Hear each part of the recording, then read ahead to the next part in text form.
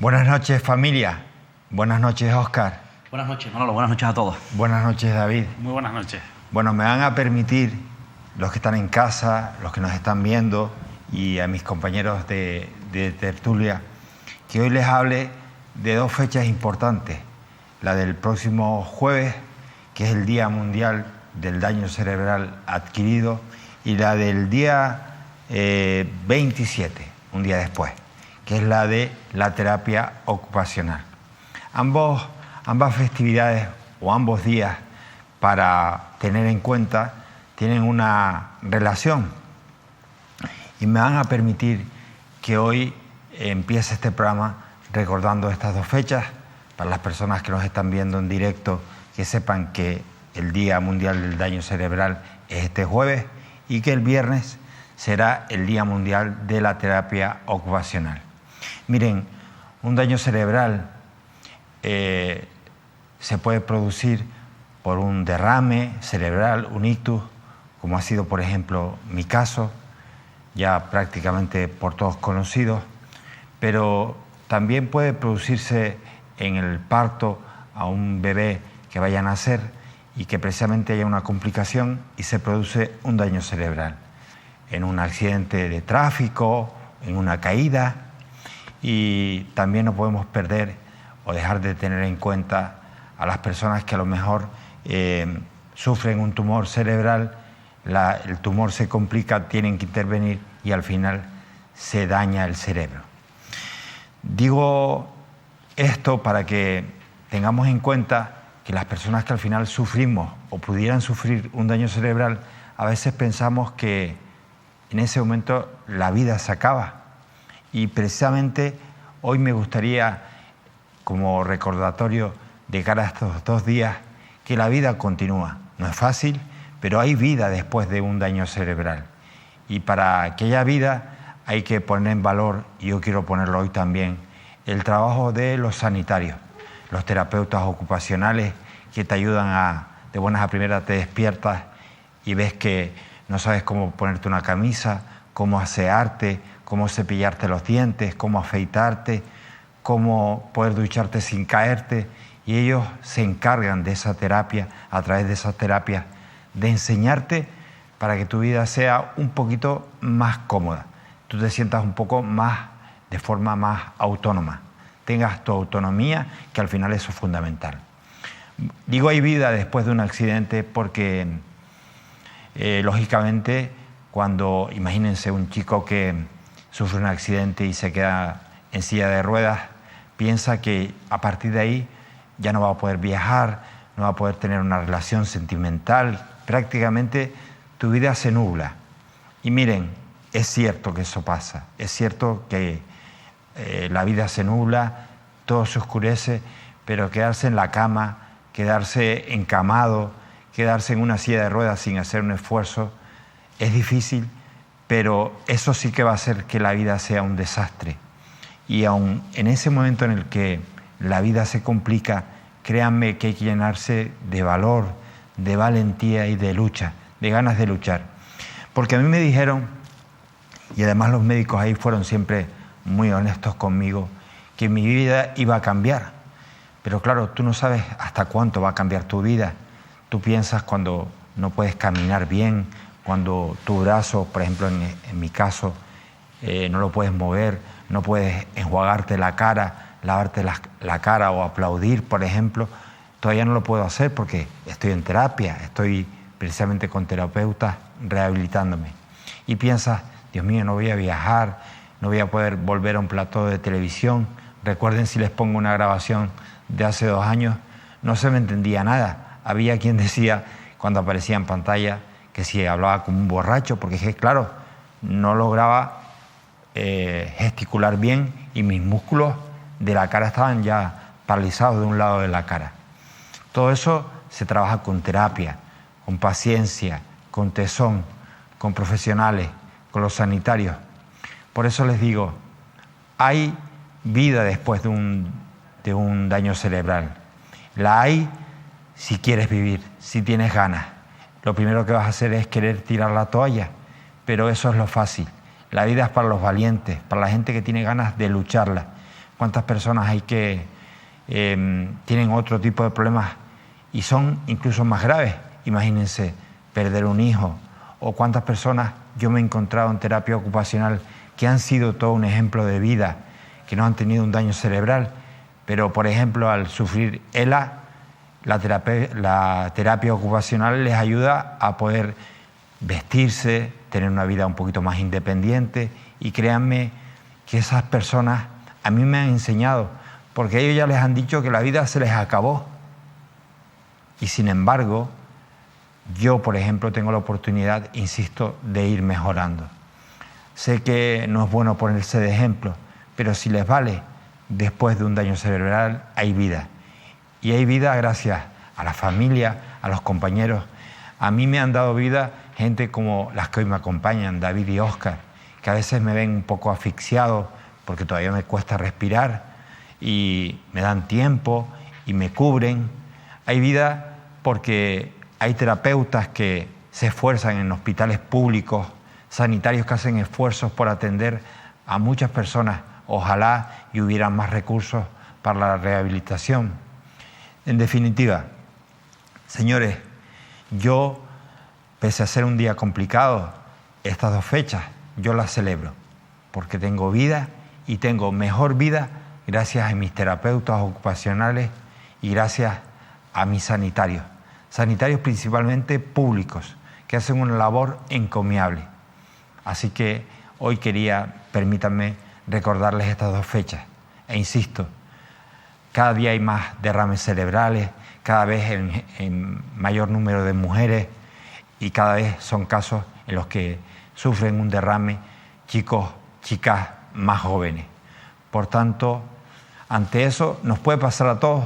Yo no lo esperaba y a mí me tocó un día en el que tenía que estar tranquilo, era Jueves Santo, descansaba al día siguiente, era pandemia, no se podía salir de casa, con lo cual, en medio de la paz, ¡puf!, el cerebro se dañó.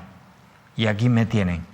Gracias, permítame también, a todos ustedes, porque a mí lo que me da vidilla es saber que detrás de una cámara hay un profesional que forma parte de mi empresa y yo lucho con ese trabajador para sacar adelante Mírame Canarias. Pero aún me da más vidilla saber que delante de una pantalla, delante de un teléfono móvil, de un dispositivo, de un ordenador, hay alguien viendo Mírame Canarias. Y esa gente al final me está prestando su atención. Y yo pensé que eso nunca más podría ser. Así que gracias a todos por darme vida a mí y a todas las personas que, como yo, han sufrido una lesión cerebral y animar a todos los sanitarios. Mucho ánimo, más investigación y más apoyo a los sanitarios.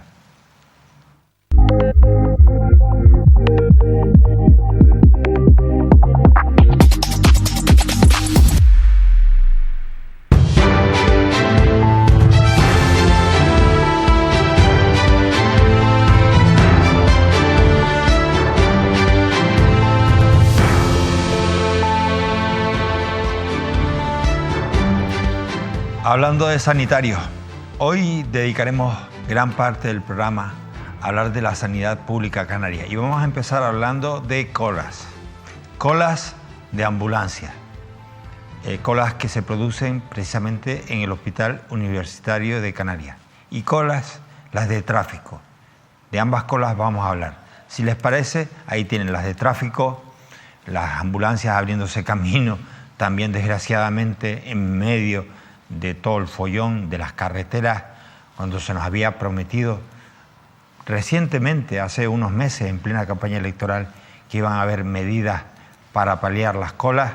David, Óscar, no sé si hablar de cachondeo, cómo tomarnos este asunto, porque ya han empezado las colas.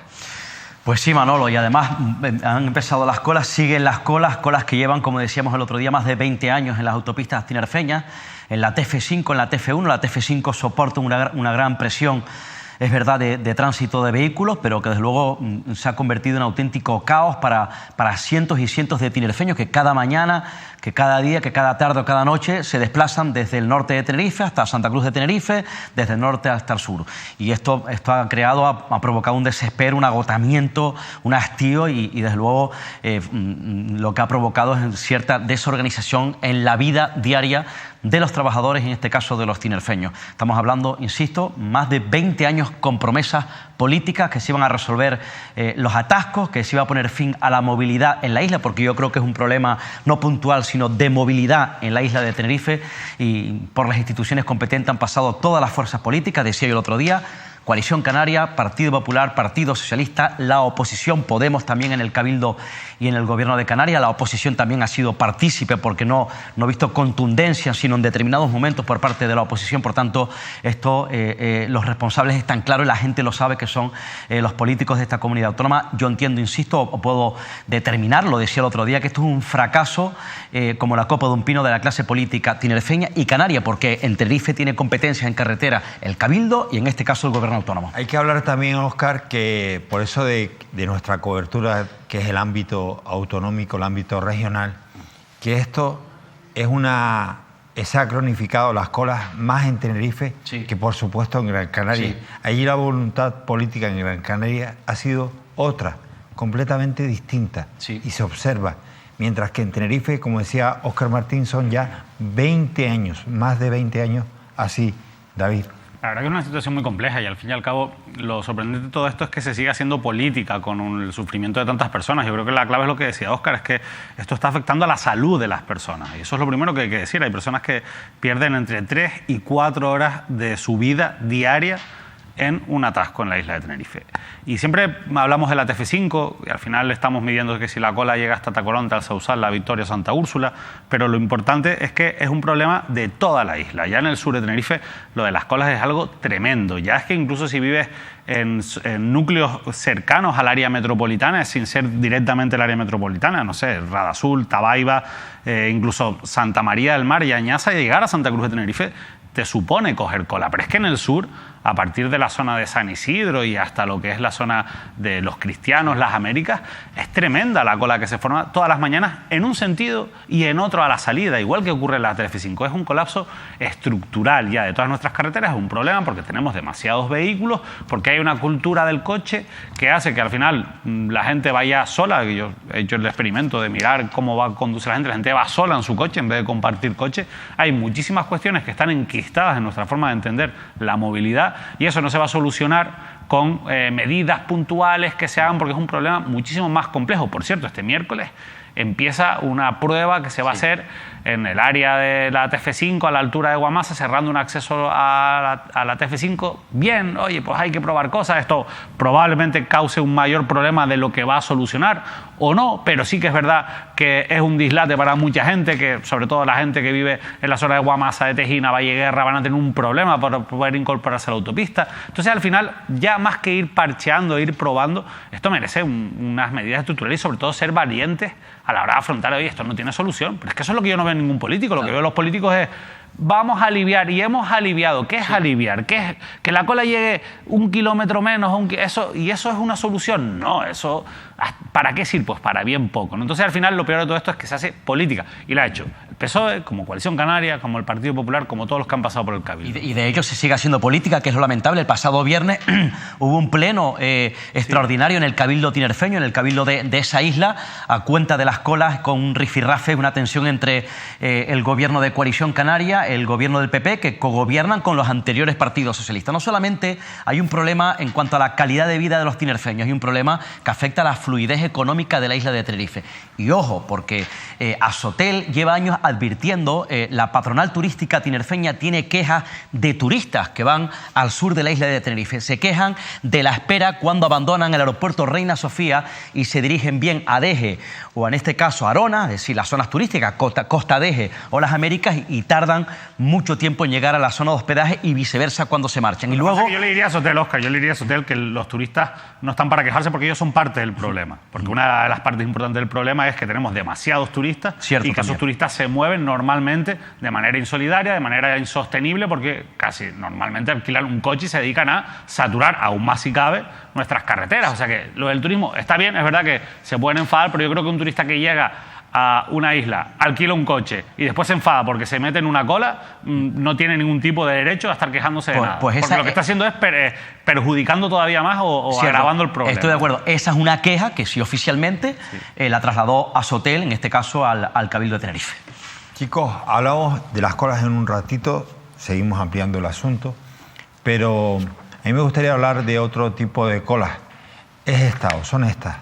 Las de las ambulancias en el Hospital Universitario de Canarias. Ambulancias apiladas, esperando a poder entrar y coger su turno. Y ustedes se preguntarán, oye, ¿por qué las ambulancias tardan tanto en moverse? ¿Por qué están paradas ahí? Bueno, pues eso yo creo que está todo relacionado evidentemente con ese problema también. Otro, al igual que las carreteras, pero todavía mucho más cruel si cabe, como es el hecho de que estén completamente saturados nuestros servicios de urgencia. Y están saturados y colapsados todo el año. Esto hay que empezar a decirlo ya claro, están colapsados todo el año. Otra cosa es que hay momentos puntuales en los que hay picos por determinadas enfermedades o por determinadas situaciones que hacen que ese colapso sea todavía más grave, todavía más dañino, todavía más vistoso y todavía más duro para sobre todo los pacientes y los profesionales que trabajan o que están en los hospitales canarios. Ante esa situación, ante ese colapso, ¿qué es lo que está ocurriendo? ¿Qué es lo que ocurre y viene ocurriendo desde hace mucho tiempo? Que las ambulancias llegan a los hospitales y no pueden descargar a los pacientes, a las personas. Por ejemplo, estas imágenes que están viendo los espectadores, Óscar y David, se corresponden, creo que al hospital de Las Palmas, al hospital insular de Las Palmas de Gran Canaria. Allí no tienen el problema de las ambulancias, pero sí tienen un problema de la saturación de la que habla David, saturación que es año sí y año también. Esto, al igual que lo de las colas de las autopistas en Tenerife, es un asunto cronificado, que tiene difícil solución, pero además poca voluntad política de arreglarlo. Porque, insisto, han pasado los años y las urgencias, las colas en urgencia son terribles. Pero es importante entender, es que no terminé de explicar por qué se produce esto, porque yo creo que es importante. O sea, llegan las ambulancias y no tienen camillas, no hay camillas para sacar a esos pacientes, porque las camillas, por ejemplo, están completamente ocupadas en el servicio de urgencias por los pacientes que ya están dentro del servicio de urgencias. Por tanto, ¿qué pasa con esas ambulancias que se quedan bloqueadas en la puerta? Y visualicen esto, la ambulancia bloqueada, el paciente que va dentro de la ambulancia que no puede salir porque no hay camillas, y las ambulancias además ocupadas en algo que no es su servicio, que su servicio de las ambulancias es el estar en movimiento constante. Es decir, que si hay cualquier emergencia, esa ambulancia no va a poder llegar a tiempo a donde tenga porque está bloqueada, porque no puede descargar, permítanme el término, a esos usuarios. Y al final esto se traduce en un problema que se sabe y que viene de hace mucho tiempo, y es la falta de recursos materiales y personales, falta de recursos humanos, falta de recursos materiales, con otro problema añadido, que es que cada vez hay más población envejecida, por tanto cada vez hay una demanda más grande de nuestros servicios sanitarios y en concreto de nuestros servicios de urgencia. ¿Cómo se puede arreglar esto? Bueno, hablaremos de posibles soluciones, pero yo creo que una fundamental es la de reforzar la atención primaria y que muchos de esos pacientes crónicos pasen antes por la atención primaria, habrá que ver cómo se hace, que por las urgencias. Pero insisto, esto es un problema que tiene muy difícil solución y que nadie tampoco se atreve a afrontar con valentía, reconociendo que esto es muy complicado de arreglar, porque eso no da votos y lo que sí da votos es hacer falsas promesas. Claro, y además, como el problema endémico de las colas de las que hablábamos antes en la isla de Tenerife, se sigue haciendo política con la sanidad, forma parte en cada programa electoral, en cada campaña electoral, la transformación del sistema sanitario público en Canarias. Y desde luego, y además, al frente de la sanidad pública en Canarias han pasado también las mismas fuerzas políticas que han pasado en las instituciones públicas y que no han sabido resolver el problema de las colas. Esto es un problema endémico, esto provoca dramas que tienen que ver con la salud. ¿Y qué ocurre? Por ejemplo, efectivamente, aquí hay un problema de gestión, un problema de planificación. Y en el Hospital Universitario de Canarias, independientemente de lo que pueda estar ocurriendo en el Hospital Insular, que también hace falta buena gestión y planificación, es que el problema del Hospital Universitario de Canarias, por cierto, ahora hay un nuevo gerente, Adasat Goya, economista, por lo menos economista, fue concejal del Sausal, estuvo al frente de empresas públicas, no sé qué experiencia sanitaria tiene, esperemos que lo hagan bien, hay que darle su confianza, pero el problema de LUC es que necesita una reforma estructural profunda porque el Hospital Universitario de Canarias está obsoleto. Vamos a ver ese titular, vamos a rescatarlo del sitio web de Mírame Televisión, mirametv.com.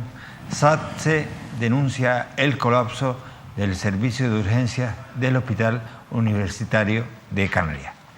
Bien, insisto, esto pasa en Tenerife, pero sí, en el UC, mientras que en el Hospital Insular de Las Palmas de Gran Canaria hemos visto esas imágenes terribles que lo describen absolutamente todo. Pero es que tiras de hemeroteca... Y en el Negrín, Manolo. Exacto. Y en la Candelaria, en Santa Cruz de Tenerife. Pero es que tiras de vídeo de años anteriores y cada año, por esta fecha, siempre aparece esas imágenes. Claro, y luego hablan de picos, las altas temperaturas, la época de la gripe. Oye, pues tendrán que tener planes de contingencia para efectivamente amortiguar este tipo de situaciones, que sí que es verdad que hay un cierto pico, pero no se pueden producir episodios de colapsos como se están produciendo en este momento. Vamos a ver, Óscar, cuál es el argumento, cuál es el pico que nos dan desde la Consejería de Sanidad. Lo que nos han dicho de los servicios hospitalarios es que tiene mucho que ver con los momentos de calor alargados en el tiempo y la calima. Que esto tiene que ver con el mal tiempo, el calor... Sí, claro. Altas temperaturas, mal tiempo, calor, la calima, los picos de gripe, pero es que, insisto, tienen que tener planes de contingencia para tratar de paliar este tipo de situaciones. Que es verdad que hay un incremento de personas que acuden a los servicios de urgencia, pero para eso está la capacidad que tienen que tener los gestores, en este caso el Servicio Canario de Salud, para tratar de amortiguar una situación como esta y que no sea, evidentemente, pues una situación que se les vaya de las manos y que provoque un caos en los servicios de urgencia, porque no se puede permitir ni un episodio más, repito, de caos en los servicios de urgencia de los hospitales canarios, sí, que llevan más de 30 años ocurriendo lo mismo. Sí, pero David, hay algo que a mí no me cuadra. Vemos a Esther Monzón argumentando el pico, en este caso por el calor, la calima, las altas temperaturas, pero ¿y qué soluciones? ¿Qué soluciones dan? Es inversión en sobre todo más personal y más material. Mira, por poner un ejemplo, ¿no? Vuelvo a insistir, o sea, al final el colapso es constante a lo largo de todo el año y hay épocas en las que están más colapsados o menos dependiendo de circunstancias externas no como el calor, pero en invierno sí que llegan los picos de gripe, pero ya las urgencias están colapsadas. Pero para que se hagan una idea, hay pacientes que llegan a las urgencias y tardan entre 8 y 9 horas en ser atendidos por un médico. Hay pacientes que se van, David. Hay pacientes que se van, eso ocurre. ¿Por qué un paciente tarda entre 8 y 9 horas en ser atendido? Pues porque no hay los suficientes médicos. Claro. Así de sencillo. Enfermero. Hay turnos en los que han pasado a ver un médico cuando antes, o lo ideal, es que hubiera 4 médicos.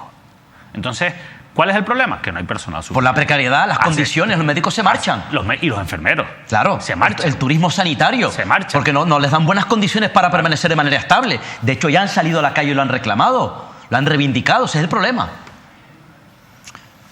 Pero no es verdad. O sea, no es verdad al final que sea un pico de calor el que provoque esto y no pasa nada porque la próxima semana va a estar todo bien. La próxima semana vas a ir y en vez de esperar 9 horas, pues a lo mejor tienes que esperar 4. Pero ya 4 horas es demasiado y puede ser, evidentemente, pues puede generar un problema de salud. Por mucho que se hagan triajes, que se priorice a unos pacientes de otros, siempre es muy difícil ser justo en algo tan complicado como son las urgencias y la salud. Vamos a ver si nos arroja un pizquito de luz el amigo de la Barreda, Guillermo de la Barreda, que por cierto es un asiduo a Mírame Canarias. Con él hemos conocido toda esta polémica, las posibles soluciones, las no soluciones que no quieren aportar porque no hay voluntad.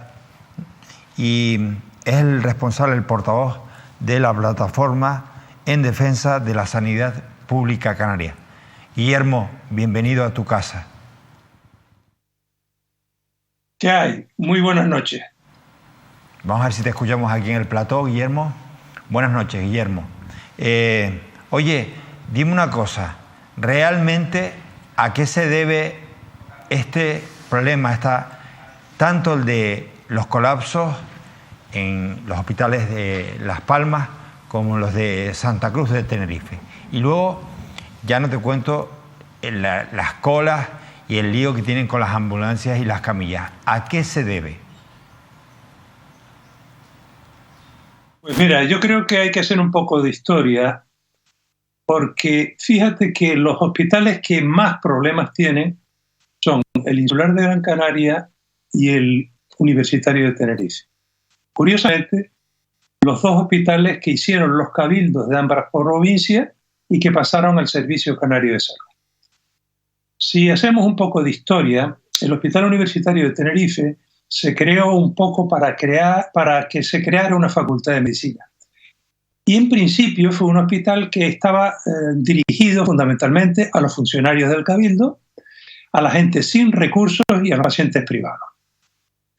Y se dimensionó un hospital con esas características.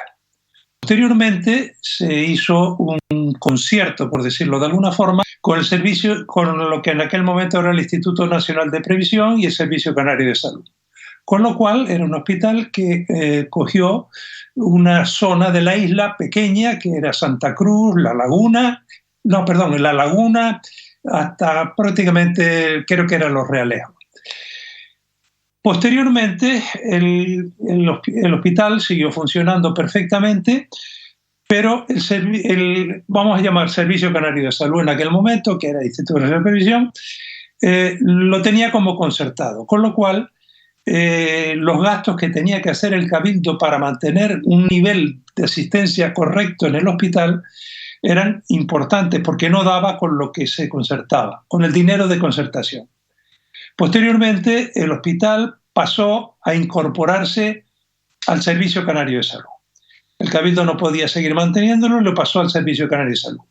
Pero claro, era un hospital con unas características para un sector poblacional más pequeño que el que actualmente se le dio, porque se cogió hasta prácticamente toda la zona norte, hasta Isla Baja, en fin, toda la zona norte. Pero claro, era un hospital que no tenía infraestructura para toda esa población. Por ejemplo, el hospital universitario tenía unas 600 y pico camas, 500 y pico, 600, mientras que el hospital de la Candelaria, para una zona relativamente similar, pues tenía prácticamente 1000 camas.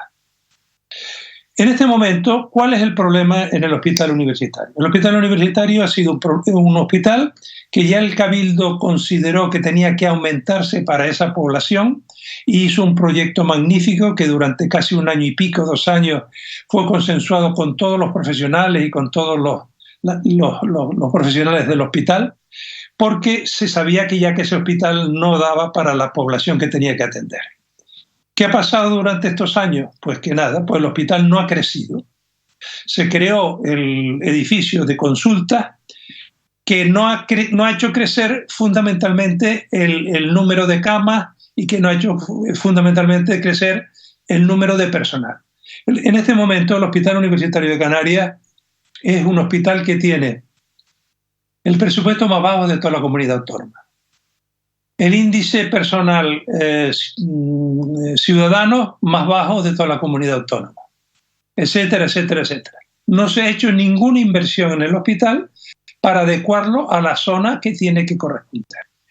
Hace unos cuantos años, cuando todavía no estaba el Servicio Canario de Salud, se hizo un proyecto de ampliación en la parte de delante para ampliar quirófano, para ampliar la UBI y para ampliar una serie de instalaciones.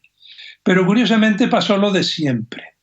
Se empieza a construir esa zona, que es la zona de delante, que es actualmente la zona anterior, y del hospital. ¿Y qué ocurre?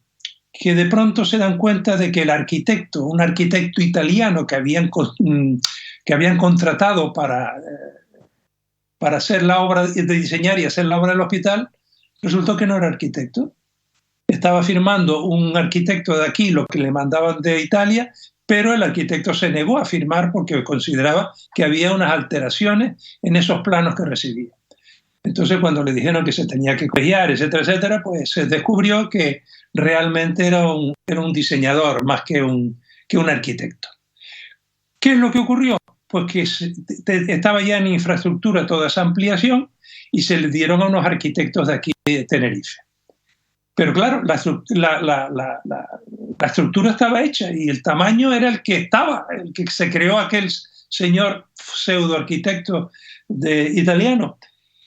Y tuvieron que hacer malabares para crear lo que actualmente es la parte de quirófanos, la parte de UBI, etcétera, etcétera, del hospital universitario. Pero curiosamente esas partes no se adecuaban a la población que tenían que asistir, por lo cual pues si tú tienes una población, si tú tienes una habitación para 50 personas y tú tienes que atender a 150 o 200 personas, la habitación no cabe. Y esa es la triste realidad de lo que ha pasado en el hospital universitario. En el caso, Guillermo, del insular de Las Palmas, ¿qué pasa?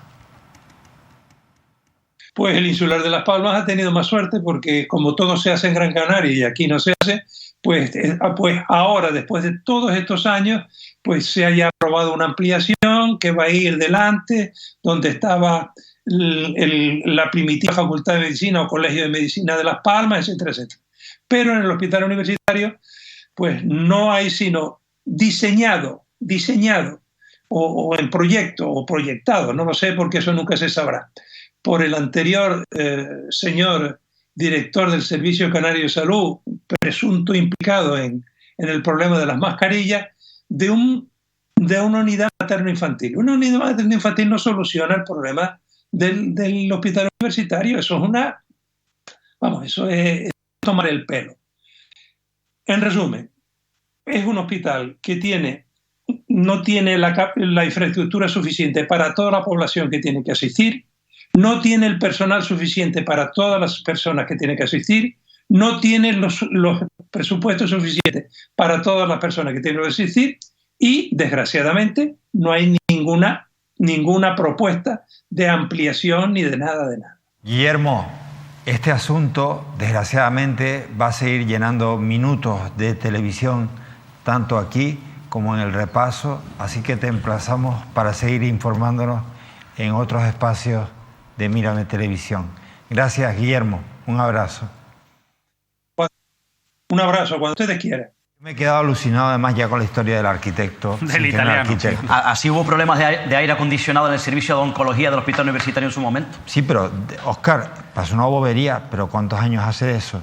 Miles de años. Ya nos engañaron desde el principio, y que le engañen a un ciudadano, vale, pero a un administrador público, a un político, hay que ser imbécil, por Dios. O sea, es como si tú estuvieras operando en un hospital un tipo que no era cirujano. Nos estaban montando un hospital un arquitecto que no era arquitecto, que era diseñador. Ojo, increíble. Que en alguna isla, si no me equivoco, todavía hubo algún profesional, algún gestor sanitario sin reunir las condiciones. Recuerdo un caso en El Hierro, si no me equivoco, ¿eh? Médico que no era médico. Efectivamente, el médico que no era médico en El Hierro. Pero bueno, yo lo que sí veo, y me reafirmo, ¿no?, escuchando a Guillermo de la Barreda, es en que esto es un problema que nos ha cogido el toro. Nos ha ido cogiendo el toro poco a poco, no ha habido planificación, como decía Óscar antes, y ahora tenemos un problema enquistado ahí en la sanidad canaria, sobre todo en los principales hospitales, porque es verdad que lo de Luque es quizás lo más sangrante, pero el insular sigue teniendo muchísimos problemas, y hemos escuchado a representantes de los trabajadores en los últimos días ante una situación tan complicada como la que han tenido, porque el número de pacientes que están recibiendo, la demanda que tienen, no la pueden asumir con el personal que tienen. Entonces, al final aquí hay que hacer una apuesta muy grande. Es verdad que ahora te dirán, bueno, es que sí que vamos invirtiendo, pero realmente las inversiones son insuficientes, no llegan.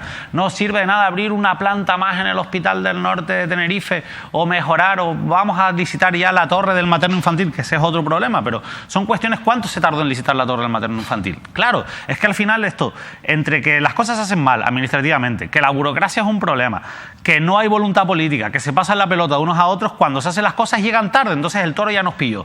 Entonces identificamos el problema, cuando lo solucionamos ya es tarde, volvemos a identificar el problema, lo volvemos a solucionar tarde, y así vamos arrastrando constantemente, y esto va a ir a más porque cada vez tenemos una población mayor, y empezamos a buscar soluciones de verdad, o esto va a colapsar por completo nuestro sistema sanitario, y eso va a tener consecuencias. Y ahora hay un problema que están cuestionándolo los profesionales sanitarios, concretamente los médicos, que es el famoso Plan de Atención Primaria de Canarias, que fue aprobado, si no me equivoco, en 2019, y ya me cuentan algunos médicos que está obsoleto.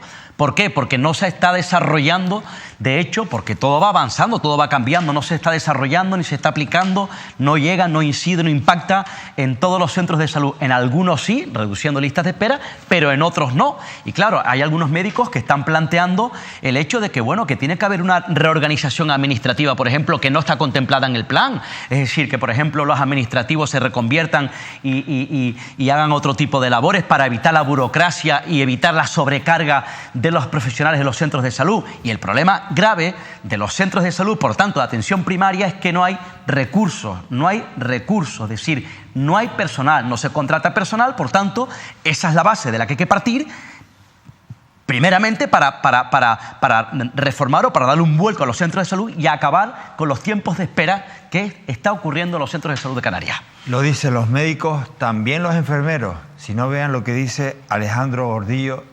representante de SATSE.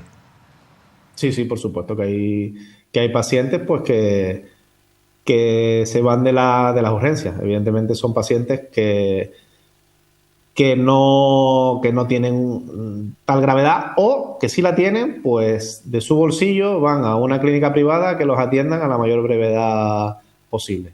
Claro, lo decía antes David, llegan a esperar muchísimas horas. Ante esa desesperación, tú dices, Dios mío, tengo a mi familiar ahí esperando, no lo atienden. Mira, tiro de cartera, me mando a mudar y me voy a la sanidad privada. Al final, ¿quién es el perjudicado? La sanidad pública, el paciente, y además luego todo eso afecta a su economía, David. Sí, por supuesto, afecta a su economía porque no todo el mundo puede hacer eso. O sea, claro, el que al final hace eso es el que puede. Pero David, y mucha gente se va a endeudar y va a gastarse lo que no tiene por un cuestión de salud. La gente no puede, pero te pongo un caso. Tú imagínate que tú vas con tu madre al hospital y tu madre la tienes malita y se ve tú te ves agobiado. Tu madre esperando, no da solución. Te desquicias. No puedes tener una actitud de desesperación, primero, por tu paciente, por tu familiar, y segundo, porque además no vas a sacar nada. No te queda de otra ¿qué vas a hacer? ¿Que se te muera ahí? No, obviamente. Tienes que agarrar y llevártela. Pero recuerda que la semana pasada veíamos el dato de que hay más de 700.000 personas en Canarias en riesgo de pobreza. O sea, esas personas son personas que no llegan a fin de mes. Y imagínate, vale, ponle tú que les coja a principio de mes y tengan todavía dinero en la cuenta. Poquito, pero algo tienen. Y pueden ir a pagarse una consulta privada. Pero y si te cojas a final de mes, ¿qué pasa? Y no te lo digo en plan, es que es así. David, o sea, hay muchas familias que a final de mes, que un día como hoy, que es 24 de octubre, hay muchísimas familias en Canarias que no tienen nada, que están esperando a que llegue a cobrar a principio de mes, o el salario precario que tienen, o la paga, o el paro. Entonces, a esa gente que la condenamos a morir, hablando claro, a que mueran ellos o sus familiares. Eso es lo que están haciendo. Fíjense lo grave que es este asunto, es decir, es el pescado que se muerde la cola. Si tú no buscas una solución a esto, al final, tú te ves desesperado, tienes que tirar con el familiar a un médico privado, porque no son los profesionales, son los profesionales de la política que no hacen nada o no hacen todo lo que se debiera de hacer. Esa es la verdad. Y al final, ¿a qué te ves abocado? A tirar de tu poco dinero, de un préstamo, de una ayuda de un familiar, que al final te trampas más. Dios mío, es no querer hacer las cosas. Esto ya es algo, dices tú, oye, no es un año, no son 2, son muchos años. Y esto además toca a todas las siglas políticas. Si hay voluntad, se puede arreglar. Dios mío, hay ayudas, hay dinero, porque hay dinero.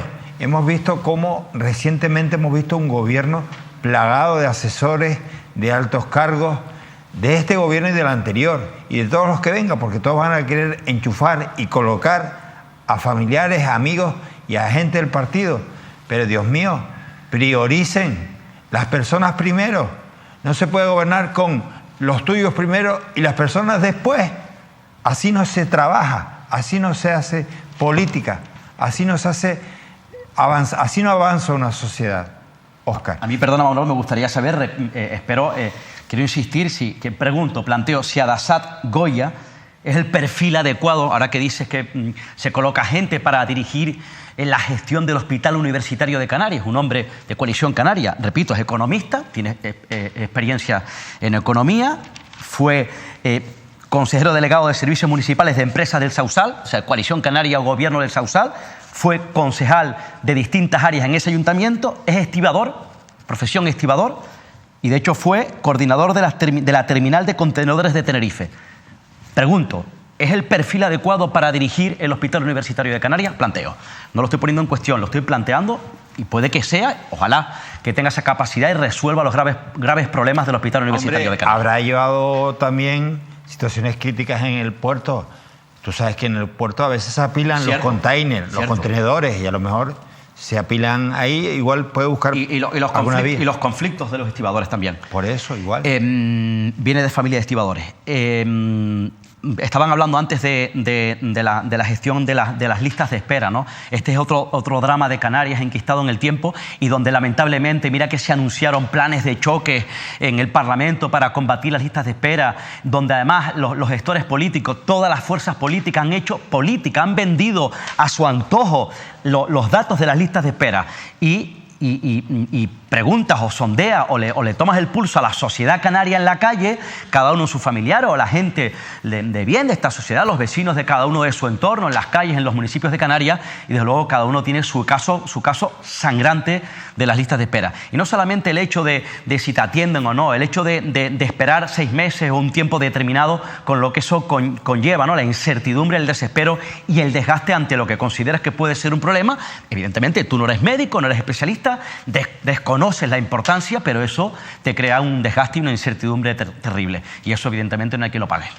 De las colas de las ambulancias nos habla Guillermo del Oño, que es delegado sindical de Comisiones Obreras en el USC, y del follón que tenemos de la situación de colapso en el Hospital de Las Palmas, en el Hospital Insular, nos habla Eric Álvarez. Vamos a oírlo. No hay soluciones, no hay un protocolo a seguir con este tipo de historias. O sea, si no hay sitio para colocar al paciente, y muchas veces no lo hay, ni siquiera un sillón, pues las ambulancias pueden estar horas paradas esperando a que liberen esa camilla. ¿Qué hago si no dispongo de la camilla? ¿Me voy sin ella? ¿O vuelco la camilla, dejo al paciente tirado en el suelo y me voy con la camilla a la otra urgencia? Es que realmente no hay una respuesta, es poner en una situación que no tiene, no hay una solución, no hay una respuesta para esto. ¿Cuál es la situación de las camas hospitalarias? Bueno, primero creo que hay un déficit crónico ya de infraestructura como tal, que el hospital o los hospitales globales de Canarias no están ya adaptados a las situaciones actuales del siglo XXI, con el incremento del envejecimiento poblacional y además el número de demandantes de personas que atiende la seguridad social, pero además a esto se suma el elevado número de pacientes que ya están de alta hospitalaria y que están ocupando una cama por un problema social. Hemos escuchado a pacientes, hemos escuchado a sanitarios, hemos escuchado a portavoces sindicales. Me genera una impotencia terrible cuando el señor, creo que era Guillermo Loño, hablaba del caso de las camillas. Dios mío, es que no tenemos ni para camillas. Compren más camillas y así, en lo que unas están siendo usadas, se van con otras y la ambulancia continúa su trabajo. Que sacar un paciente de la ambulancia para ponerlo en un pasillo, en una camilla. Claro. Pero bueno, al menos liberas la ambulancia para un servicio de urgencia, que es para lo que está. Pero David, mira, ahora mismo te veía yo anotando datos con respecto a cómo está la situación de colapso en el Hospital el Hospital Insular de Las Palmas, y es terrible, casi 300 y pico personas al día. Sí, al día. Están una media, han llegado a una media de 300 personas al día, y un poco lo que explicaban desde SATSE, si no me equivoco, o del sindicato médico, perdón. Y es que la demanda ya se ha llevado por delante la capacidad que tiene el hospital, y el hospital tiene que seguir creciendo, pero ¿hasta qué punto puede crecer el hospital? Y después el dato, al final son muchos factores, pero el dato que apuntaba, que también lo hemos tratado en esta mesa, pues esos pacientes que ya tienen el alta, son pacientes crónicos, pero no tienen dónde ir, porque sus familiares les han dado de lado, y sobre todo, porque esto va muy ligado a otro asunto del que hablaremos después, porque no hay plazas sociosanitarias suficientes en ninguna de las dos islas. Y al final ese es el gran embudo de todo esto, es que no hay plazas sociosanitarias, porque si pudieras ir sacando a esos pacientes, irías liberando camas, 500 en este caso. Sí. O sea, estamos hablando de que esto aliviaría bastante la situación, pero esto es como tú lo describías muy bien antes. el pescado que se muerde la cola y no avanzamos. Por cierto, hay una queja muy recurrente, además, que la gente se queja mucho en la calle, ¿no? Y me acabo de acordar, es decir, la gente dice que cómo es posible que se les cobre por ver la tele en las plantas, en las habitaciones del hospital, del hospital de la Candelaria, pero parece ser que luego en el hospital universitario no. Claro, todo el mundo no tiene la capacidad, todo el mundo no tiene recursos para pagar y ver la tele. Hay un paciente que está sentado, está en una cama de al lado que puede tener esa posibilidad de pagar diariamente la tele, y habrá alguno que no tiene esos recursos, que no puede todo el día estar pagando la tele. Bueno, son críticas que plantea la gente. Los hospitales tengan la Netflix y HBO, sí, pero la TDT todavía a día de hoy es gratis. Y ellos tienen el aparato, tienen la televisión ya comprada porque está allí. O sea, ¿por qué tienen que cobrarle al paciente? ¿Por qué? O sea, solo hay un interés económico y de negocio ahí. Claro, y se habla que, por ejemplo, la Candelaria no le veo del hospital universitario no. El paciente como una persona para hacer caja. Es que no hay es Vamos así. a ver, todo el mundo no tiene los recursos económicos suficientes para estar ingresado 15 días, una persona, una señora mayor, una señora mayor, y no tiene para pagar todos los días la televisión y ver la tele. Imagínense lo injusto que sería que la persona que está en la cama de al lado tenga esa posibilidad de pagar y la otra persona no. Hombre, estas desigualdades hay que corregirlas. Fíjate, están hablando... Y la gente se queja mucho de eso. Están hablando, y perdónenme la expresión, de una idiotez.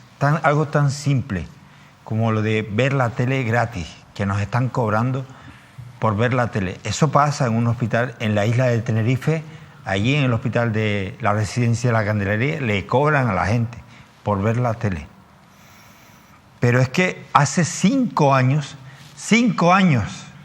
fue la primera queja que atendió el diputado del Común, Rafael Llanes. Esa fue su primera queja. Han pasado 5 años. Siguen tomándole el pelo a la gente y siguen cobrándole perras a la gente. Y les da igual, Miren, para poder arreglar un problema tiene que haber ganas de arreglarlo, voluntad. Sabemos que es muy difícil. ¿Cuántas cosas difíciles no hay que tienen difícil solución? Pero se solucionan a base de sentarse, de diálogo, de querer.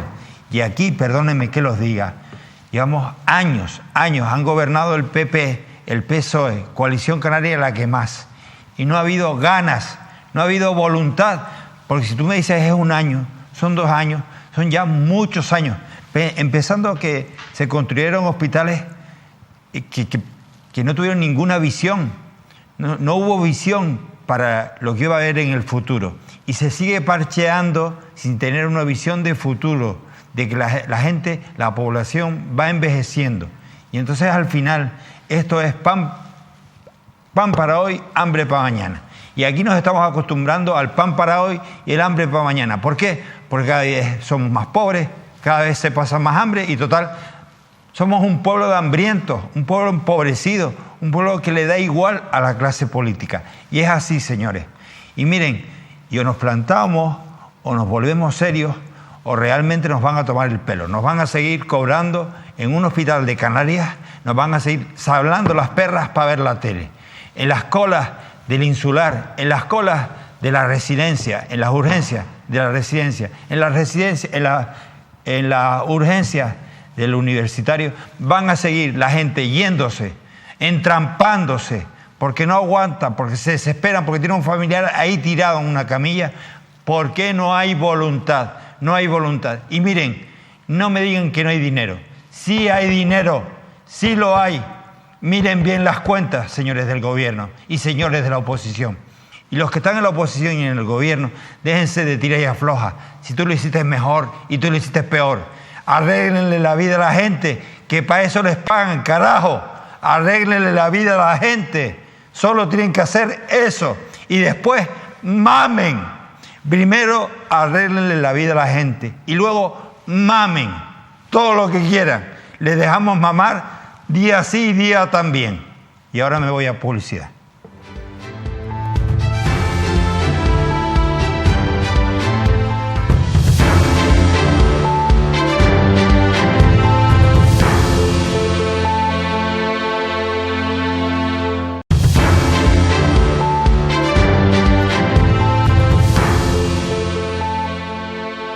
Golpes, puntos, como rotura de silla, de gafas, Las camisas rotas, rajadas, los pantalones, la ropa desteñida, encogida, súper descolorida, ¿sabes? Un maltrato a la ropa. O no la dejan ir al baño, le dirán ahora sí, después no, ahora está ocupado. Y cuando la niña va a ir, pues ya se ha hecho pis encima. Y en cuanto al culete, no se lo limpian. Le dirán, súbete, límpiate tú y de esta forma. Esto fue el jueves pasado. Vamos a quitar las imágenes. Les explico a David y a Óscar que tienen la encomienda de hacer un trabajo informativo semanal, tanto de análisis, de contar la actualidad y analizarla en Mírame Televisión los martes y jueves. Les tocó contarlos el pasado jueves. Yo ese día, como todos los jueves a las 10 de la noche, era un actor pasivo, como muchos de ustedes. Era alguien que se sentaba frente al televisor y veía estas imágenes. Pero es que además de ver las imágenes, que lo típico, estás organizando tus cosas para la cena, se te corta el estómago, se te aprieta el alma. Se me apretó aún más cuando vi que esto no era un tema en Teruel, en Madrid, en Valencia, no, era aquí, en Gran Canaria, en Canarias. Y quienes hablaban eran vecinas nuestras.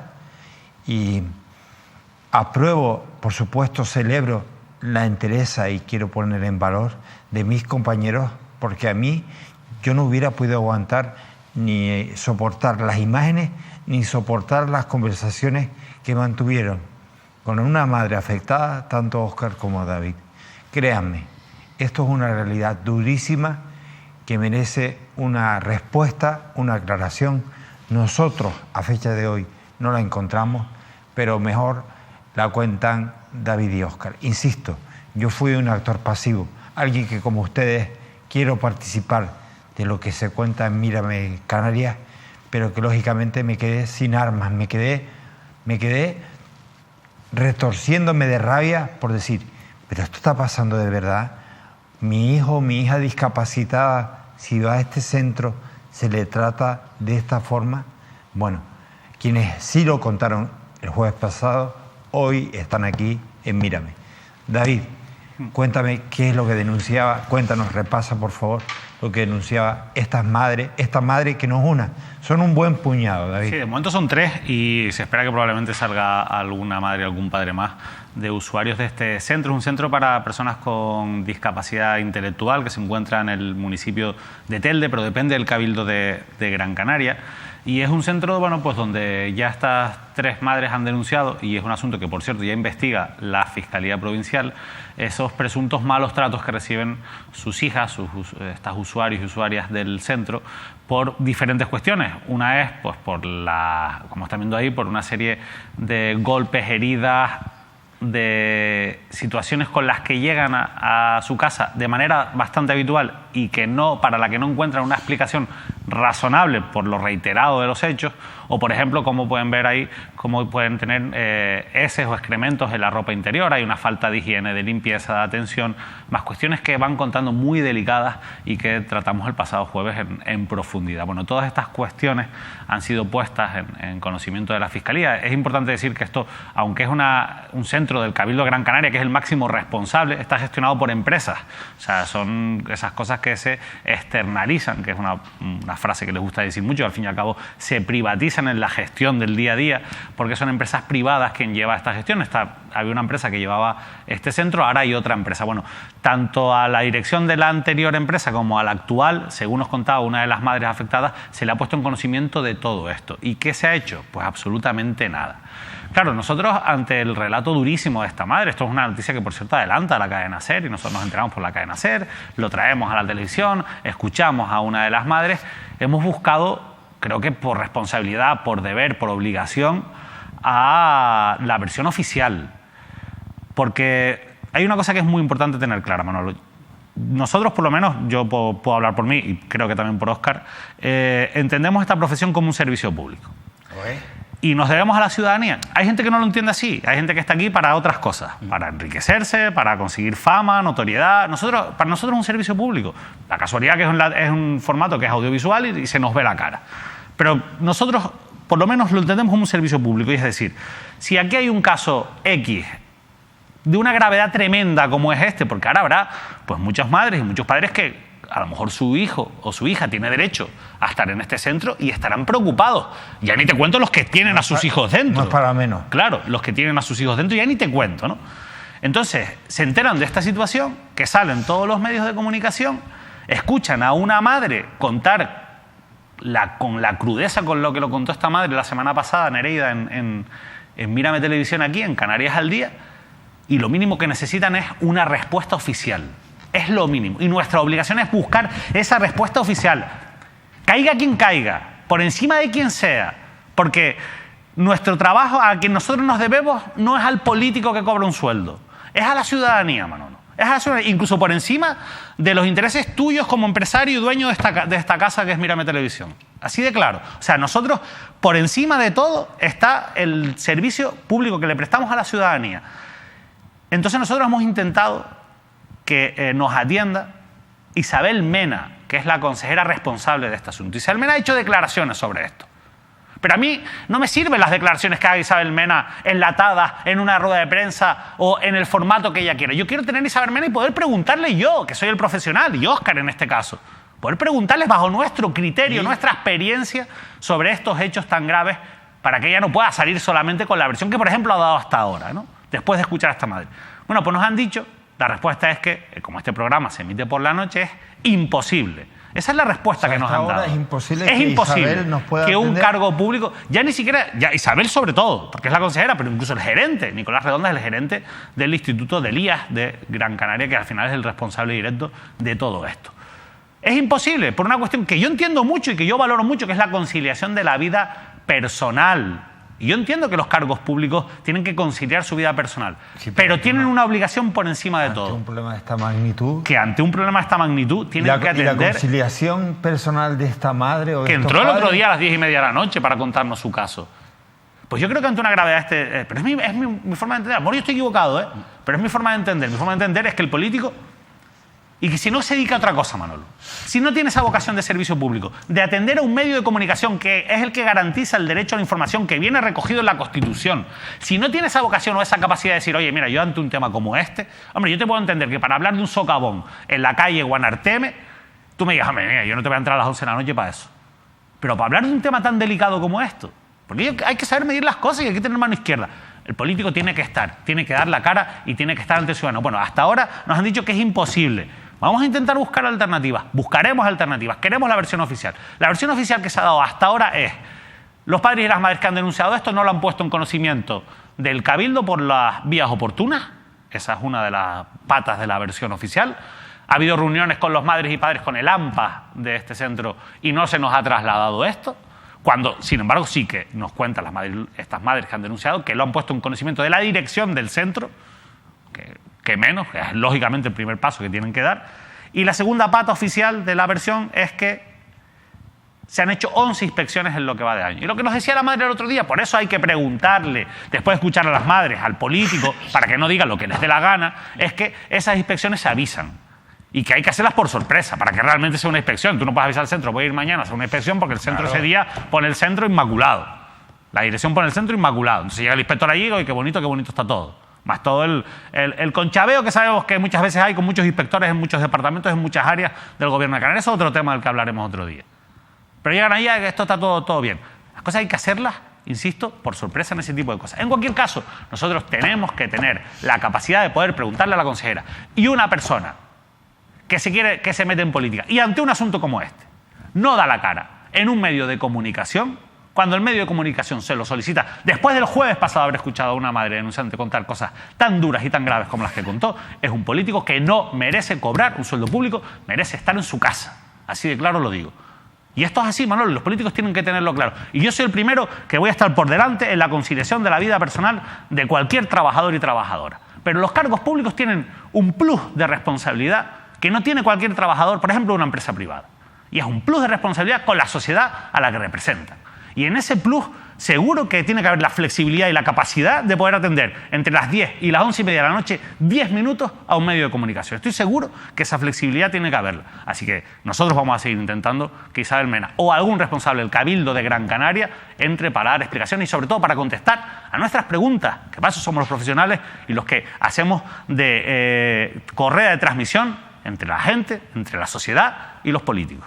Esa madre afectada de la que habla David tiene nombre y apellido. Se trata de Nereida.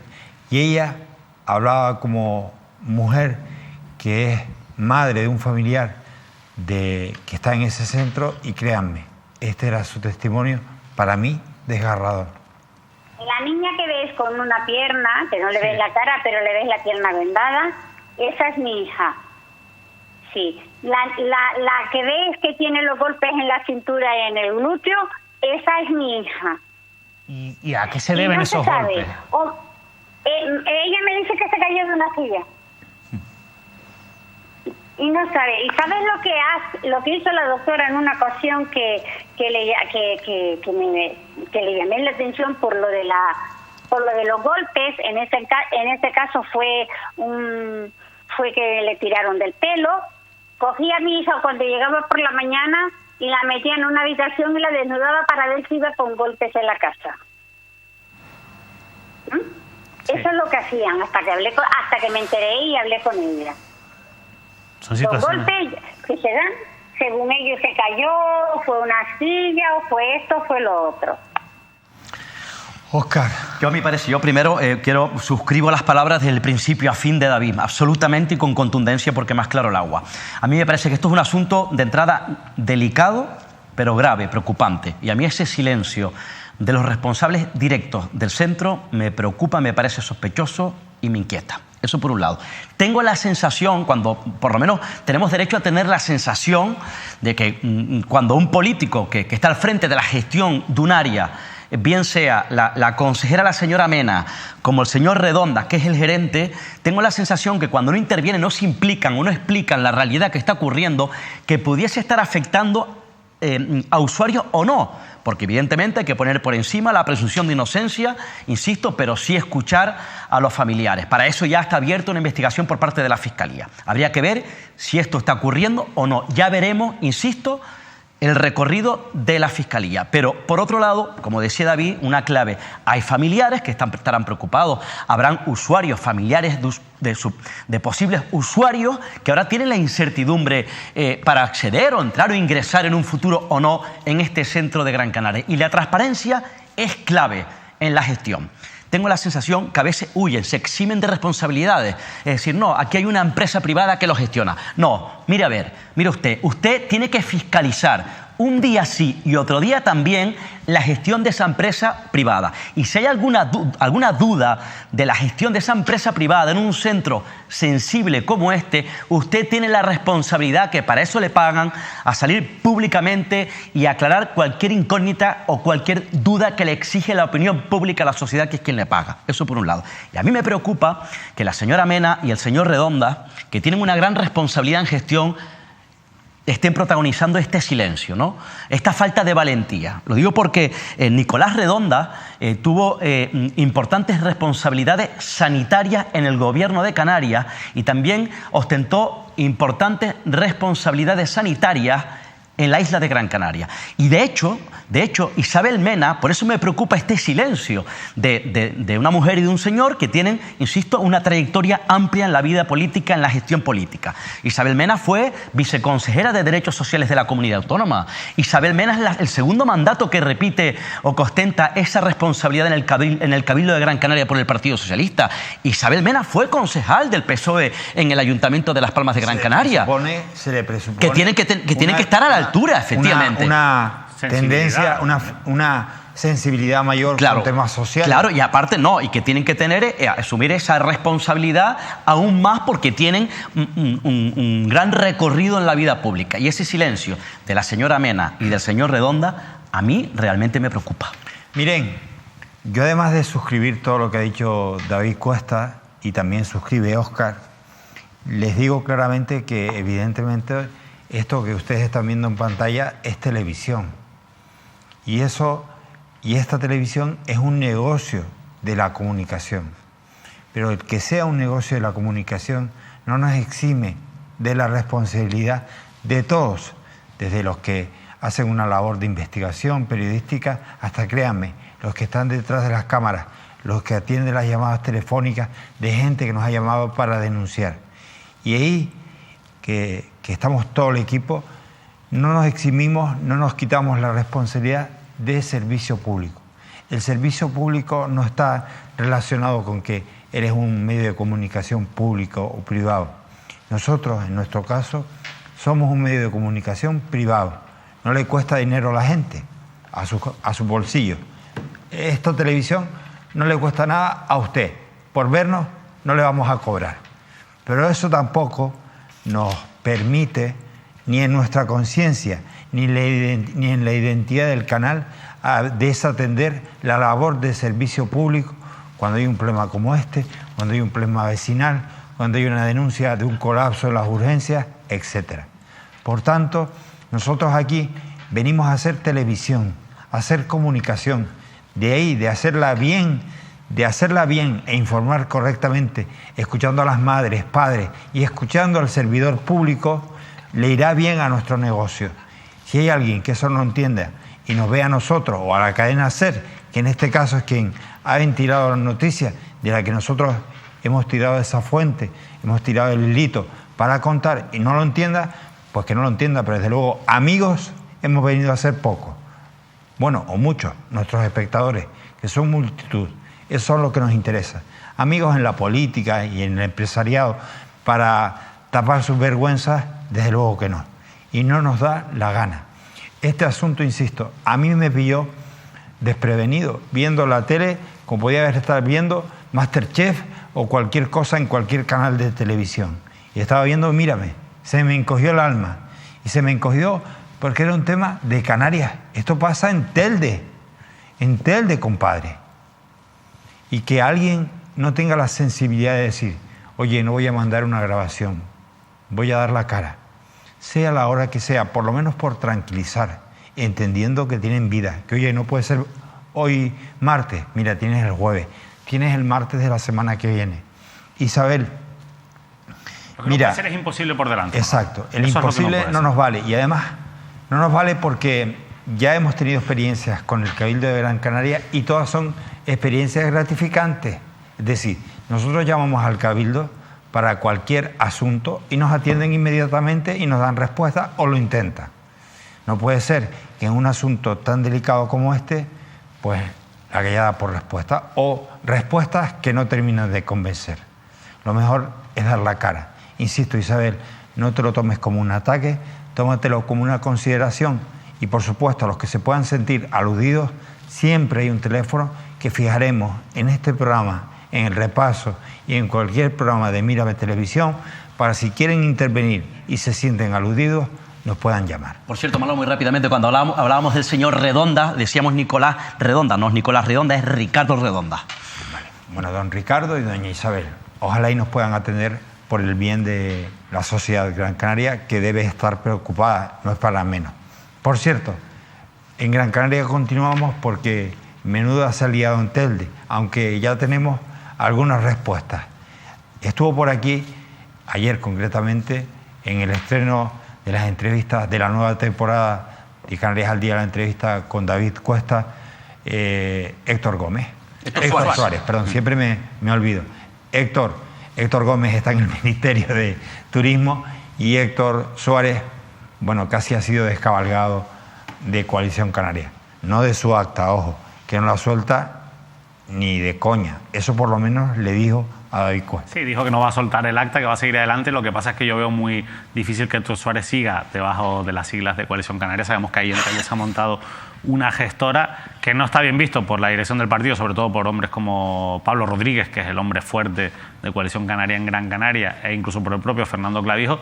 Y yo tengo la sensación de que, escuchando a Héctor Suárez, de que un poco lo que él plantea es que probablemente Coalición Canaria, que ahora mismo ha montado una gestora, pueda acabar en Telde siendo pues una formación política coaligada con otro partido o absorbida por otro partido, como ha ocurrido en Mogán, y en este caso que el alcalde de Ciuca y Ciuca se hagan con la marca, en cierto modo, de Coalición Canaria. Eso yo creo que es la tendencia un poco de lo que nos contaba Héctor Suárez, pero hay una cosa que nos llama mucha atención y es como él explicaba que, en su opinión, desde el principio, desde el momento, incluso antes, desde cuando se firma el pacto, había ya, pues, en su opinión, insisto, pues un plan urdido, una trama entre el propio alcalde y la dirección de Coalición Canaria para acabar con él. ¿Por qué le cesa el alcalde Juan Antonio Peña? Yo creo que es fruto de que el inicio del pacto ellos tenían pensado hacer este movimiento en connivencia con la dirección insular de Coalición Canaria. No vamos a negar que también hay fuego amigo en esta operación. O sea, que Coalición Canaria estaba en la jugada. Estoy convencido que participó en conversaciones con el alcalde para esta circunstancia, porque si no... y esto a lo mejor lo avanzaremos, pero justo semanas después se plantea y se barrunta hacer una gestora en Telde cuando no hay ningún motivo para hacerlo, y después esa gestora, en contra del posicionamiento del Consejo Político Insular, del Consejo Político Local, pues apuesta por un pacto y sale públicamente apostando por un pacto en el que han cesado a su candidato y a su líder en el municipio. Eso no se ha visto en la historia de ninguna organización política. Cesan a la persona que lleva tu organización política, cesa a la persona que ha conseguido en poco más de 4 años afiliar a casi 700 personas en el municipio, a la persona que su consejo político local lo apoya, y no sales defendiendo a tu concejal, sino pocos días después dices que lo importante es apoyar al alcalde y a ese pacto. Eso es inaudito. Pues entonces todo eso nos da a pensar que se hicieron conversaciones mucho antes de mi cese para saber si esa operación podía fructificar o no con Coalición Canaria a nivel insular. Pero ¿y del enchufismo? Porque David Cuesta le preguntó sobre este asunto, que fue el argumento para cesarle, y esto fue su respuesta. El vecino y vecina de Telde, que hace 4 años, en 2019, se encontró también en un mes de agosto con la noticia de que usted tuvo que destituir a un nombramiento, una persona eventual de confianza que usted había colocado como asesora, que a la sazón es su esposa, Gloria Cabrera. El que lea eso, el que lea ahora todo lo que ha dicho el alcalde, el que lea lo que ha ocurrido con Jonay López, ¿no cree que puede tener la sensación el vecino y vecina de Telde con motivo de que Héctor Suárez llega a la política para colocar a personas afines? Pues la verdad es que no es la sensación que tengo ni la que tiene la ciudadanía que me encuentro el día a día. Yo enlazo 20 años en la administración pública y no hay ningún familiar, ningún amigo, ninguna persona que está trabajando en la administración pública ni en ninguna empresa. Son personas las que han hablado que son afiliados, militantes y que trabajan por el proyecto. Nadie se puede sorprender que si hubiésemos sacado 4 concejales, Jonay López hubiese estado en el ayuntamiento. Nadie se puede sorprender que si hemos negociado 6 asesores, que el número, que en este caso el número 4, 5, 6, 7, 8, sean personas que iban en la lista. Es que es lo normal, porque se lo explicamos a la ciudadanía. Un buen estreno el de Héctor Suárez en Mírame Canarias, en esa entrevista que David Cuesta le hizo ayer, y que podrán ver ustedes cada semana a David Cuesta con un invitado de actualidad los lunes y miércoles a las 9 de la noche. Así que yo ahora quiero preguntarle a Óscar sobre cómo ve él el panorama en Telde. Vamos, ya yo se lo trasladé en últimas entrevistas a Héctor Suárez hace ya algunas semanas. En un primer contacto que mantuvimos en directo con él, le trasladé la sensación que yo tenía, y él lo vino a reconocer ya hace tiempo. Esto es un golpe de estado político de la dirección de Coalición Canaria en Gran Canaria, con la connivencia, el arropo, el respaldo de la Dirección Nacional de Coalición Canaria, y Fernando Clavijo al frente y Pablo Rodríguez en la isla de Gran Canaria. Un golpe de estado, insisto, político a la agrupación local de Coalición Canaria. Suicida, por cierto, porque es la agrupación más importante, la única y más importante, fuerte de Gran Canaria. Eso te quería preguntar. Bueno, hay otras, pero esta es la más potente. Eso te quería preguntar, si es la más fuerte, claro, la única, por así decirlo. La más fuerte, sí. La más fuerte. Y ya se van 200, 300 afiliados. Sí. Hombre, yo creo que mucha cabecita no ha habido ahí. Por eso que creo que es una operación suicida. Y digo que esta es una operación que ha culminado de esta manera, que cuando se inició, lo avanzamos en su momento, cuando no olviden que Pablo Rodríguez, que es el secretario general de Coalición Canaria en Gran Canaria, es de Telde, pertenece a la agrupación local de Coalición Canaria en Telde. Y ya hubo un primer golpe político a la figura de Héctor Suárez, que es su hombre fuerte allí, el secretario general de Coalición Canaria en Telde. No es cualquiera dentro de Coalición Canaria en Gran Canaria. Héctor Suárez ya fue primer teniente alcalde, estuvo al frente, viceconsejero, director general de infraestructuras turísticas. Fue alcalde efectivamente, alcalde con Carmen Hernández cuando compartían, pero estuvo un alto cargo en el gobierno autónomo en infraestructuras turísticas en su momento. Y ahí le fueron golpeando poco a poco hasta que culminó, repito, esta operación con la gestora. ¿Cuándo fue? Cuando hubo un pulso entre dos sectores, un sector que lidera Pablo Rodríguez y otro sector que lidera el propio Héctor Suárez. Cuando una asamblea de Coalición Canaria en Telde, por unanimidad, decide que Gloria Cabrera, que es la esposa de Héctor Suárez, sea la candidata de Coalición Canaria a la presidencia del Cabildo Insular de Gran Canaria. Pese a que por unanimidad la agrupación de Telde aceptó o decidió, ratificó que fuese la señora Cabrera, al final, por encima, la dirección insular de Coalición Canaria se saltó, repito, ese apoyo de la agrupación local y decidió que María Fernández, la ex diputada nacional de Coalición Canaria, actual directora general de Transportes del Gobierno Autónomo, fuese la candidata de Coalición Canaria a la presidencia del Cabildo Insular de Gran Canaria, saltándose, insisto, la decisión que había tomado Héctor Suárez y su gente en Telde. Por cierto, y al final, con un mal resultado. Con un mal resultado. Al final, pues fracasó, la tuvieron que colocar al frente de la Dirección General de Transporte. Ocurre este caos, o este episodio, esta situación, este escenario en Telde, le montan gestora y Oscar, comienza ahí el principio del fin de la vida política de Héctor Suárez. Oscar, hay un dato que apunta David que a mí me resulta bastante curioso y es, no habrá detrás, tal como deja entrever Héctor Suárez, la posibilidad de que Coalición Canaria se desintegre e integre a Ciuca en Telde, por tanto que Juan Antonio. Puede ser, porque a Juan Antonio Peña le está apoyando la Dirección Insular de Coalición Canaria, la regional y la insular, le está apoyando sus decisiones desde el minuto uno. Y a ver, a Coalición Canaria le interesa más Ciuca que su propio Hombre, partido. porque sabe que Ciuca tiene más fuerza allí que Coalición pero es una Canaria. cuestión personal, simplemente. Al final los personalismos, ¿sí? Al final tú me caes mal, Manolo, y lo llevo hasta el final, aunque me lleve por delante, como decía Óscar, a la asamblea local más potente que tiene Coalición Canaria, 900 afiliados aproximadamente, los que ya se ha ido un tercio, según explicaba Héctor Suárez, con lo cual veremos cuál es el futuro de un partido que ahora mismo queda muy tocado, porque además Héctor Suárez sigue teniendo dentro del partido en Telde muchísimo apoyo. Entonces, claro, ya no solo lo vemos en la gente que se ha ido, sino sabemos que lo tiene. Entonces, ¿hacia dónde va Coalición Canaria? Hacia esa unión con Ciuca. Pero es que desde el minuto uno, o sea, lo que te iba a decir, lo del enchufismo, a mí no me gusta nada. No tiene, por cierto. A mí no me gusta nada lo que hizo Héctor Suárez cuando colocó de asesora a su mujer, por mucho que sea una miembro del partido. A mí no me gusta nada lo que ocurrió con Juana y López, porque era el número 4, se quedó fuera de la lista y le han buscado un echadero de director facultativo en una empresa como es la concesionaria, el servicio de limpieza. No me gusta nada alguno de los nombramientos que ha hecho, pero yo soy consciente de que eso lo hace todo el mundo.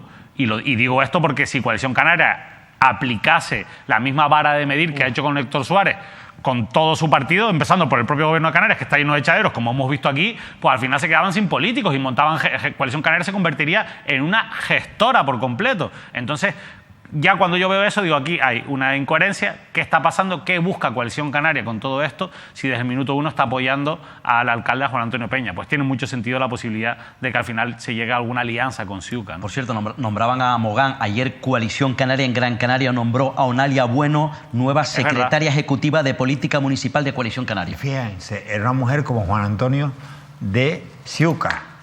Ciuca quedó desmantelada en Mogán, ahora es Coalición Canaria. Y al parecer ese es el camino. Otra cosa es que Juan Antonio Peña acceda, porque Juan Antonio Peña es un hombre que ha mantenido una postura clara con Ciuca. Sí, vamos a ver qué nos cuenta, porque vamos a ver. Hemos invitado. Que Ciuca es un partido que está de capa caída, también en Gran Canaria, menos en municipios como Telde, donde tuvo un subidón tremendo de votos. Piensen que Coalición Canaria, que era la tercera fuerza en el pasado mandato, pasó a ser la quinta, pero es que Nueva Canarias, la pérdida de votos en Nueva Canarias fue tremenda. Nueva Canarias llevaba años y elecciones siendo la fuerza más votada en Telde y cayó por completo con Ciuca como fuerza más votada, ¿no? Que es lo que ha llamado sorpresivamente la atención, y eso es fruto, lógicamente, del trabajo del actual alcalde, de Juan Antonio Peña. Hombre, aunque a Juan Antonio Peña, imagino que este tipo de acciones por parte de Coalición Canaria se le quedarán trabadas, se le quedarán grabadas, porque dice, oye, si esto se lo hacen a uno de ellos, imagínate lo que me pueden hacer a mí, si me lío con esta gente, ¿no? Sí, marcará sus tiempos y sus ritmos, pero bueno, Lo bueno de todo eso es que, para saber lo que realmente piensa Juan Antonio Peña, nosotros le vamos a invitar a que se siente también aquí en Canarias al Día y nos dé su versión de los hechos. Hemos escuchado la de Héctor Suárez, vamos a escuchar la de él y vamos a hacerle preguntas sobre estas cuestiones concretas que surgen, ¿no? Oye, hablando de versiones, hay un tema que preocupa a los majoreros y muchísimo, el dichoso agua. Llevan una tonga de años sin solucionarlo. Y atención, porque Adar Goma Hernández, consejero de Aguas del Cabildo de Fuerteventura, dice cuáles pueden ser las posibles soluciones. Vamos a verlo. Sí, por supuesto, solución hay. Es verdad que la solución no es en unos meses ni quizás en un año, pero sí es cierto que mejorará. La mejora sí podrá verse dentro de unos meses cuando culminemos pues este primer lote de 10 obras que hemos sacado por la vía de emergencia, pues se notará pues bastante mejoría. Es cierto que yo siempre lo he dicho, quizás no puedo hablar de vamos a solucionar problemas del agua, pero sí de que vamos a mejorar la situación del agua en Fuerteventura, que es lo que realmente a los vecinos pues les interesa. Y por supuesto tenemos que trabajar no solo en un presente, en lo que pasa ahora mismo, que realmente es lo que estamos ahora mismo ejecutando, sino tenemos que trabajar también pues en ir encauzando todas esas obras y todas esas acciones que se han decidido en una reunión técnica, como es el PICABA, pues que es necesario para ir planificando el presente y futuro de nuestra isla. Óscar, David, llevamos varias semanas, el final de la temporada anterior y todo el inicio de esta, hablando del agua. Y ya ves, soluciones no hay. Esto es igual que las colas en Tenerife, igual que las urgencias, igual que las listas de espera. Años y años con problemas del suministro de agua en la isla de Fuerteventura, en la capital Puerto del Rosario, en el norte y en el sur, de manera constante. Hay un problema de infraestructura, un problema de inversión para tratar efectivamente de solventar este asunto. Lo que están haciendo es tratando, atacando incidencias, arreglan una incidencia, aparece otra de manera paralela, con parche. Aquí lo que necesitan son inversiones. Inversiones de las que no apostaron en su momento. Y esto, como yo decía, con la sanidad, como decía, con las colas en las autopistas de Tenerife, es otro fracaso político. Ya por fin han salido los vecinos y vecinas a la calle, han creado esa plataforma, unas 500 personas se echaron a la calle, afectados. Ellos jamás han dicho que no es una plataforma porque ya se adelanta, porque tú sabes que además el político tiene la costumbre ya de señalar rápidamente, de tratar de politizar. Y desde luego que el político se quede tranquilo, porque no es una plataforma politizada. ¿Por qué? Porque los afectados saben perfectamente que, insisto, no descartan, por cierto, lo anunciaron el otro día aquí, acudir a la Fiscalía porque entienden que se les pudiese estar vulnerando un derecho fundamental. Y desde luego, en Fuerteventura los que tienen el problema, insisto, grave, porque es un bien común, esencial, que es el problema del agua, tiene nombres y apellidos. Coalición Canaria, Partido Popular, Partido Socialista y Podemos, que por cierto también gobernó en el Cabildo Insular de Fuerteventura. Por tanto, fracaso de la clase política en la isla de Fuerteventura. Fracaso de la que ahora es presidenta, es decir, Lola García de Coalición Canaria, y el vicepresidente Blas Acosta, porque ya Lola García gobernó y Blas Acosta, que les voy a contar del personaje que fue presidente del Cabildo de Fuerteventura. Miren, el jueves David y Óscar continuarán repasando la actualidad, pero antes de irnos con ese repaso, me van a permitir un adelanto. Quiero que escuchen a Francisco Candil. ¿Y por qué? Porque ellos que van a tratar el jueves el asunto de la pobreza, el último informe que se ha publicado sobre pobreza en Canarias, fíjense cómo la visión que tiene el que era concejal de Coalición Canaria en el Ayuntamiento de Las Palmas y que ahora ocupa el puesto de Óscar. Francis Candil ahora mismo es el viceconsejero de Derechos Sociales, ya fue viceconsejero de Derechos Sociales. Bueno, pues ahora ha vuelto a repetir. Saben ustedes que su resultado no fue bueno en las elecciones pasadas en el Ayuntamiento de Las Palmas y ahora lo han vuelto a colocar en el gobierno de Canarias. Bien, pues al tema de la pobreza, atención a lo que dice Francisco Candil. Son datos que, arrojan algún elemento positivo, desde luego no para tirar voladores, pero sí para pensar que en Canarias estamos acertando en alguna de las medidas. Frente a este dato de que seguimos siendo una de las comunidades con más pobreza severa, pues también hay que contrastar que somos la comunidad que más empleo crea, una de las comunidades que más empleo crea. Yo no voy a permitir, por aquello del tiempo, que la respuesta de mis compañeros sea hoy. ¿La quieren escuchar? El jueves. Y el jueves también vamos a hablarles de las colas. Ya sabemos que, por cierto, aun con crédito, la presidenta del Cabildo, Rosa Dávila, decía esto acerca de las colas. Vamos a verlo rápidamente. Hemos hecho más en 90 días que al anterior equipo en 4 años. Se han tomado medidas concretas, medidas que han permitido afirmar a día de hoy que hay una parte importante de las colas de la isla de Tenerife que se han aliviado. Y es cierto, hemos constatado que si hace 4, 5, 6 meses las colas empezaban en la Orotava y el atasco empezaba en la Orotava, ahora el atasco, las colas, las vemos a la altura de Tacoronte. Sería fácil decir que, oye, la que le ha venido, la que le ha caído encima a Rosa Dávila después de decir esto, pero lo mejor es demostrarlo. Fíjense ustedes, ahí va un tuit, ahí lo ven. Queda inaugurada la temporada de los atascos en Tenerife. Esto lo dice un seguidor de esa red social, que es una clara denuncia al atasco bestial que se produce en la TF5. Bueno, una imagen vale más que 1000 palabras. Por cierto, Óscar y David, me confirma la gente de los compañeros de producción que para hablar de colas, de atascos y de soluciones o no soluciones estará Pedro Martín, expresidente del Cabildo de Tenerife, con David Cuesta próximamente. David, ¿me prometes que estos dos temas los tratas el jueves? Prometido. ¿Y tú, Óscar? Prometido. Pues te regalo unas gafas nuevas. Estas son nuevas, las estoy estrenando. ¿Ah, sí? Pues me ahorro comprarte unas gafas nuevas. Gracias. Señores, salud, mucha salud.